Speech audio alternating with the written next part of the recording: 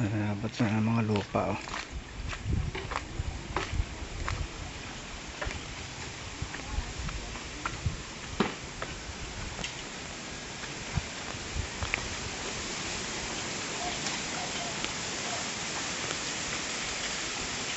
Pasok tayo nukit.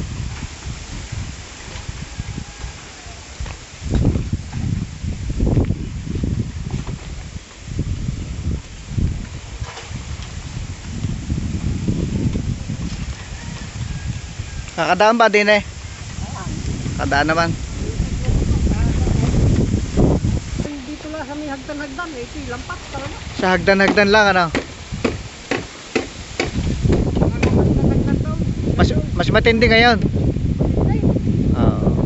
Christine. Oh, yan yung lagi nila ang kuhan. Alin na mas grabe ngayon at saka yung kabataan natin? Mas grabe ngayon. Mas grabe ngayon ang pinsala. Grabe ang pisala ngayon. Dahil mababaw ang ilog ngayon. Malalim na ang ilog ngayon. Malalim na. Oo.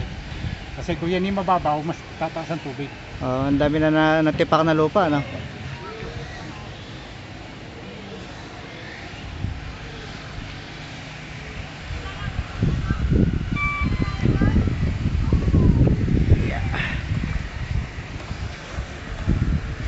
Sport.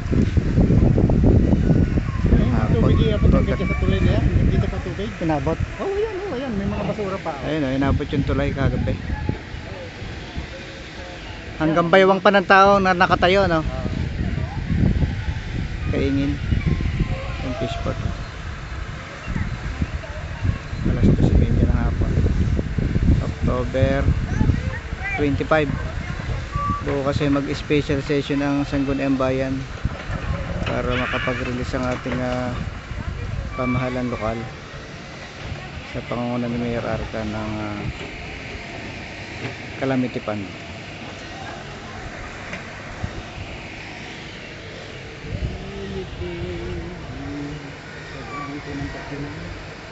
May nasa luto ng pag hanggang Mindanao yun.